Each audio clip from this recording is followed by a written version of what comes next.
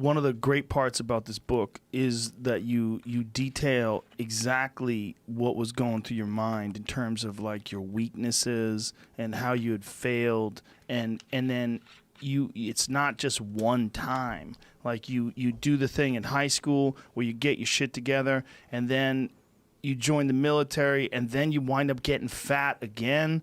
And then when you have to lose, what was it, 106 pounds in 3 months to qualify for SEAL training? For SEAL training, yep. That's insane.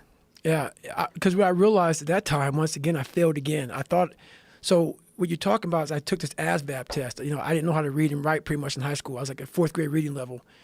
And I took that test a few times. And I finally passed it. And when I passed it, I actually drove my car to the daggone airport and watched planes take off, because I was like, I'm gonna be on one of those planes one day going to Air Force boot camp. So I always fixed the things on the surface. So if I couldn't read and write, I learned to read and write. I would always fix these things on the surface level. And so whenever something hard would raise its ugly head, I didn't have any kind of tools to handle it. I'm like, man, I thought I fixed this already, man. But no, I didn't go deep into the dungeon of my soul to say, okay, what is making you a quitter? What is making you a weak man? What is making you afraid? And so that's why I kept on quitting and going back to start, or not knowing how to get through hard times. And that's why I always tell people, I'm not a theorist. I didn't study, I didn't study a fucking book. I literally put myself in a fire repeatedly like a sword. You put a sword in the fire repeatedly and repeatedly. If you keep on doing that, you're going to get a nice sword. And then you keep on beating it. You got to beat the shit out of it. And that's what I am. Yeah. I became that. I said, okay, we can't quit. We got to figure out why you are this pussy. Why are you this pussy, man? What is wrong with you? What's going on here? So I kept on putting the sword back in the daggone fire, and I just beat it harder. And I beat it harder. Before I knew it, I started realizing, all right, man, the brain is starting to get hard.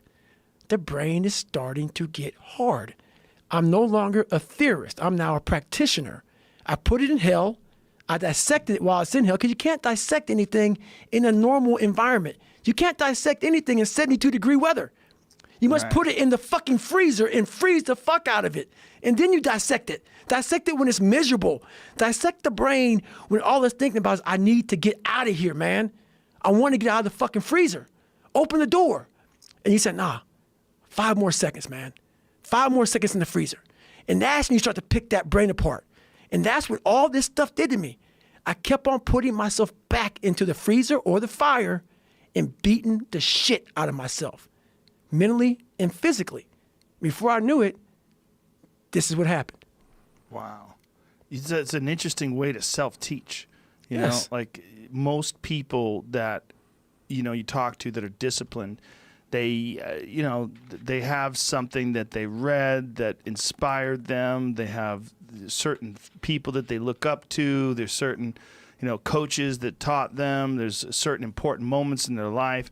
But for you, it's a system of failure and reflection, Yes. and then rebooting. That's it. Yeah. Repeated failure. And people think a lot of times about me that I'm angry. Oh my God, you sound so angry. You cuss so much. Oh my God, why you cuss so much? Why are you so crazy? If you read my book, I cannot explain my life by saying, hey, it was a Merry fucking Christmas, man. No, it wasn't. I want you to go there with me.